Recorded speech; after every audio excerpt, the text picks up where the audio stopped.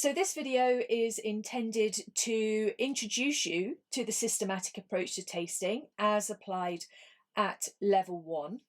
And we're going to look at two spirits, a vodka and a cognac. So turn to your systematic approach to tasting. In your workbook, you will also notice that you have space in here so that you can write and keep your tasting notes for this course all in the same place. The first thing that we always look at is the appearance of a spirit. We can get useful information about the adjustments that have been made to a spirit post-distillation from the appearance.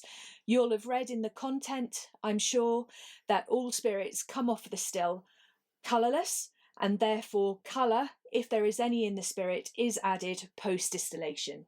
If we look at our vodka, and in this particular glass I have Smirnoff Red Label vodka, this, of course, is colourless. Vodka rarely goes through any adjustments post-distillation to affect the colour. Okay, so the next stage of the systematic approach to tasting is to assess the nose. Here, what we're really trying to do is to make a very simple assessment of the level of intensity of the aroma, and then to try and find some words to help us describe that specific aroma. So hold the glass up to your nose cautiously to start with, because you don't want to overpower your nose with the alcohol, which can be quite strong. And make an assessment of its level of intensity. Now, this is a vodka. We've already read that vodka is going to be neutral. Vodka has to be distilled to a high strength. It can only be done on a column still. So the spirit that comes off of the still is 96% ABV. There's not much room left in there for any of those volatile aromatic compounds that create the aroma and flavour in the spirit, so therefore it is neutral.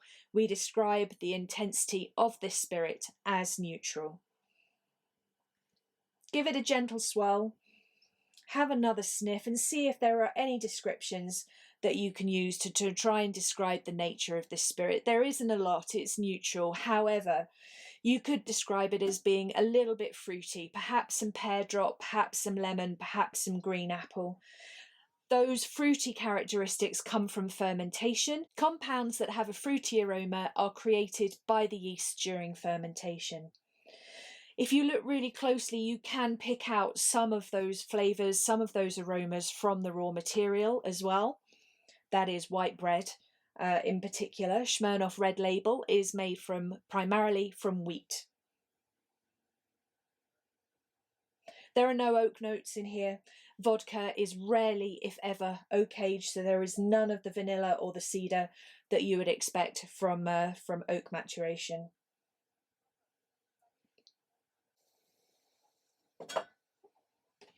Okay, now let's taste it. Take a small mouthful. Roll the spirit gently around your palate and then spit it out.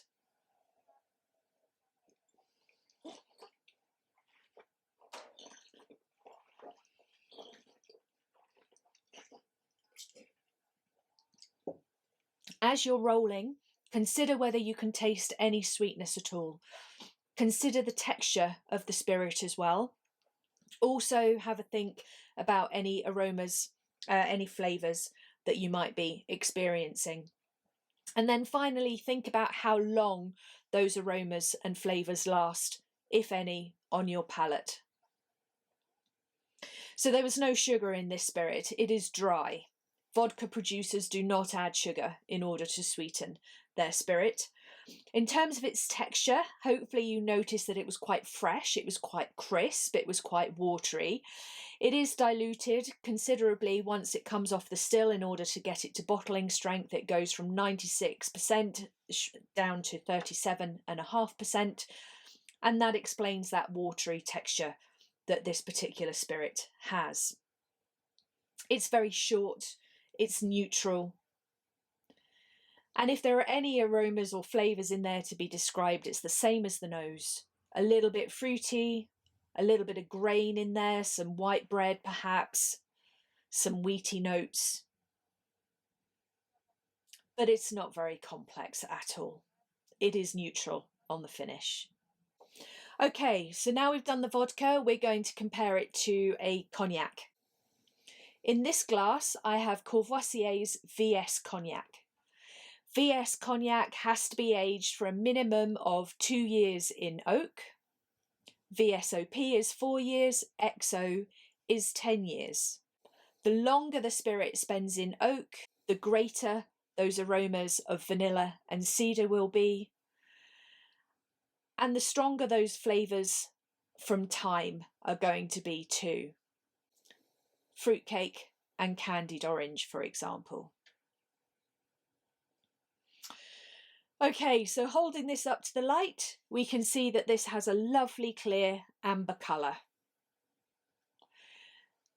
That amber colour is a mixture of aging in oak. Oak barrels have colouring compounds in them which are extracted by the spirit whilst it's in the oak barrel.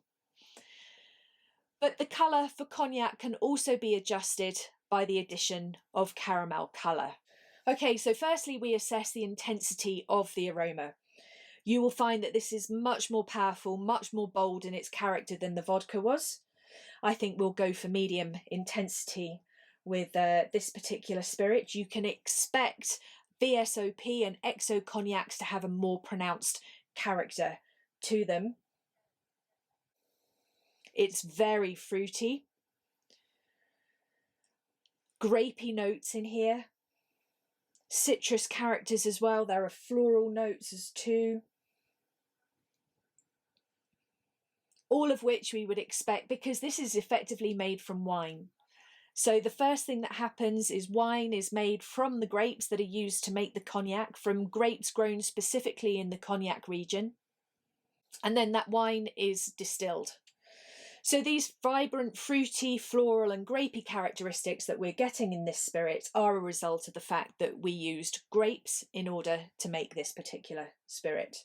Next, we need to try and describe those aroma characteristics in a little bit more detail. Hopefully you'll be noticing straight away that it's very fruity. Those fruity characteristics, as you might expect, come from the grapes, come from the raw material that were used to make this cognac. You've also got some floral characteristics as well. Floral notes are created during fermentation by the yeast. I'm getting dried flowers, it's like potpourri. We're getting some peach as well and some apricot, perhaps more apricot than peach. Again, these aromas and flavours are created during fermentation by the yeast. Okay, the next big aroma group to describe here are the oaky notes that we've got here, vanilla and cedar specifically from the barrel maturation. And then we have got some more complex characteristics of dried fruit, of sultana, of dried apricot, of fruitcake and orange peel, all the result of that oxidation process that the spirit experiences whilst it's sitting in the barrel. Those aromas and flavours will become more intense, more pronounced the longer the spirit ages in oak. Okay, let's taste it now.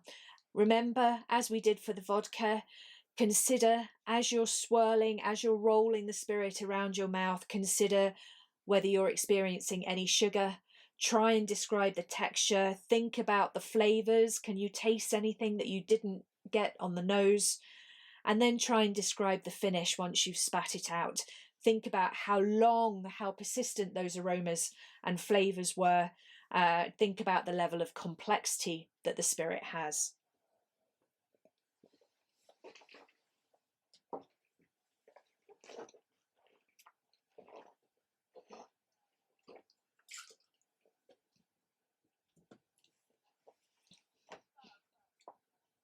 Okay, cognac distillers often will add a little bit of sweetness to their spirit before bottling. And so therefore you can describe this as off dry. It's got a slight silkiness to it, a little bit of a gloss, which is indicative of that additional sugar. It's got a little bit of a warmth to it as well, perhaps a warming bite, you might describe that. It's a bit higher in alcohol than the vodka was. We've gone up to 40% ABV, and I think you can feel that warmth on your throat. It's got a little bit of a bite to it.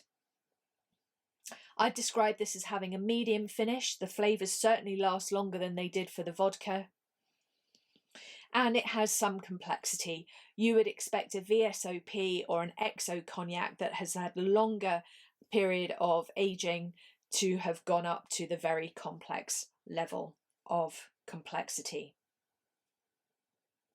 I'm going to have another taste and I'm going to have another look at the flavours this time.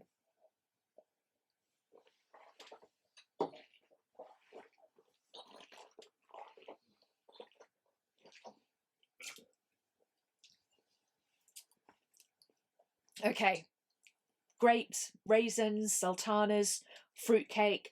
There's a little bit of a brown sugar character coming through there as well, quite nicely.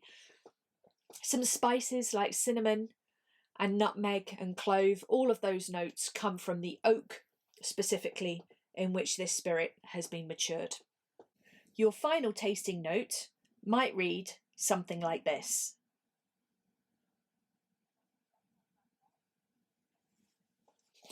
I have provided you with a lexicon to help you with some of the aroma and flavour descriptors. I know that can be one of the most challenging parts of tasting, is to try and find the words to help you to describe the aroma and flavour experiences that you're having when you taste spirits. So I have provided a lexicon which will give you some ideas about what you can use. However, that list is not exhaustive. If you use the systematic approach to tasting regularly and rigorously, you will be able to build your vocabulary, you will build your confidence with your palate, and you'll be able to create a suite of effective and professional and authoritative tasting notes that clearly describe the world's spirits. So now you should be able to apply the systematic approach to tasting to every spirit that you taste. Certainly throughout the WSET Level 1 Award in Spirits, I highly recommend that you would be using the systematic approach. And if you are tasting spirits out with the course, then absolutely it's a great tool to be able to use as well. If you have any questions about using the systematic approach to tasting, then don't hesitate to get in touch. I'm more than happy to help.